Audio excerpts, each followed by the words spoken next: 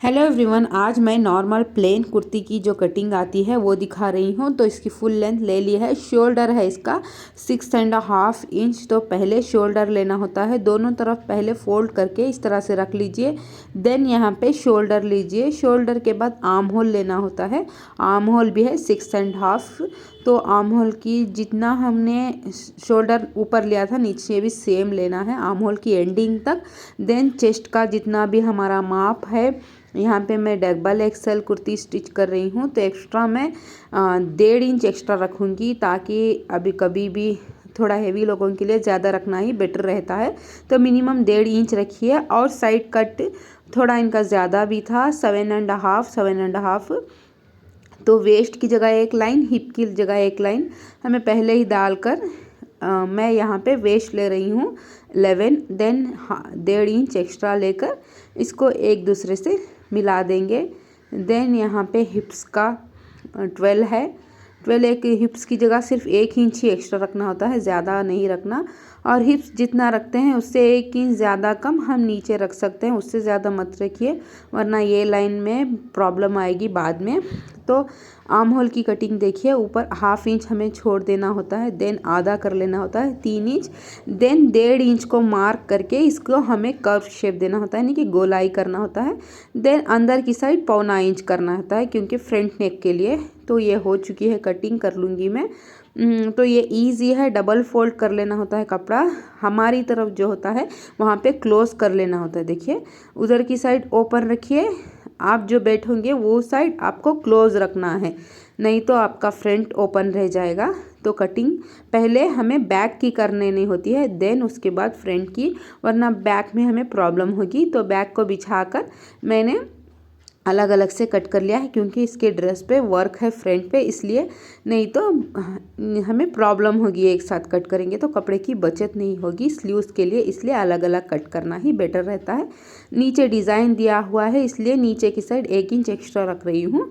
और फ्रंट में जो हमने फ्रंट आर्म होल के लिए एक्स्ट्रा 1.25 इंच एक्स्ट्रा हमें कटिंग करनी होती है, नहीं तो जो हमारा फ्रंट में थोड़ा अंदर की साइड होता है तो स्किन तो प्रॉब्लम होगी। तो कट कर लिया है शेप देकर। स्लीव्स का हमें जितना हमें आर्म होल का आया था उसका लेकर अंदाज़े पे ही मैं इसको कट कर लूँगी, क्योंकि मुझे उतना आता है।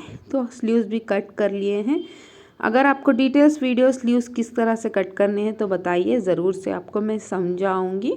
तो स्लीव्स भी कटिंग हो चुके हैं। तो अब मैं स्लीव्स की भी जो हमें बीच का मार्क होता है वो कर लेना होता है।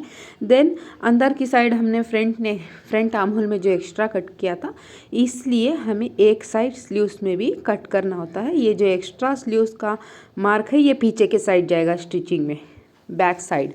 तो नेक कटिंग कर रही हूँ। नेक मैं कैनवस में ही कट करती हूँ। तो कैनवस में हमें जो भी शेप चाहिए कट करना ही बेटर होता है।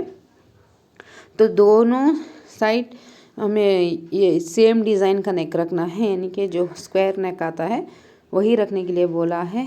तो मैं बाहर वालों के कपड़े स्टिच करती हूँ, इसलिए जो आते हैं जैसा आते हैं वही स्टिचिंग करके दिखा रही हूँ। पहली बार मैं कटिंग की वीडियो डाल रही हूँ, हो सकता है कुछ भी कमो पेश हो तो माफ़ कर लेना। समझ में नहीं आया तो पूछना डिटेल्स में, और एक वीडियो लेकर आकर समझाऊंगी ज़रूर। बैक का भी सेम, सिर्फ 1/2 इंच कम रखना है बस। फ्रंट और बैक सेम है। तो पहले एक कपड़ा बिछा लूँगी, उसके ऊपर कैनवास को रख के आयरन कर लेंगे। ये फिट हो जाएगा तो स्टिचिंग में कुछ भी प्रॉब्लम नहीं होगी। तो इस तरह से कर लेना ही बेटर रहता है, वरना बाद में नेक टेढ़ा मेढ़ा आता है, इसलिए।